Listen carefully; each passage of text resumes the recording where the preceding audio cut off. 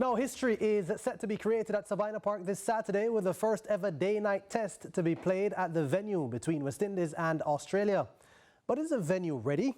Well, CVM Sports made a visit to the 130-year-old ground today to seek some answers. With less than 24 hours to go before the visitors Australia and home team West Indies have their first practice sessions at Sabina Park, there are still concerns about the readiness of the venue for the first ever day-night test match in Jamaica.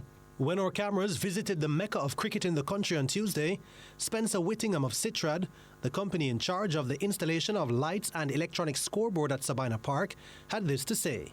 Boy, everything is going a bit slower than we would like, but we're getting there.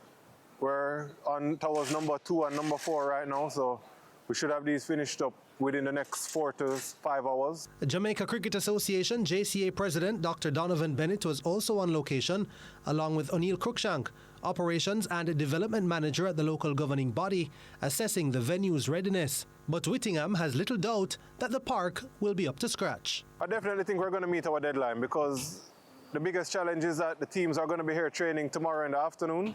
So we really have to finish up everything by this evening for testing. At the time of CVM Sports' visit, the electronic scoreboard had not yet been installed. But our sources say the venue must be fully ready for handover to match officials by the latest Thursday. So there are a bit of challenges. There was a bit of miscommunication at first when they were doing the installations on the tower. So it just had a few delays, but we're getting everything sorted out right now. The third and final test in the series bowls off on Saturday.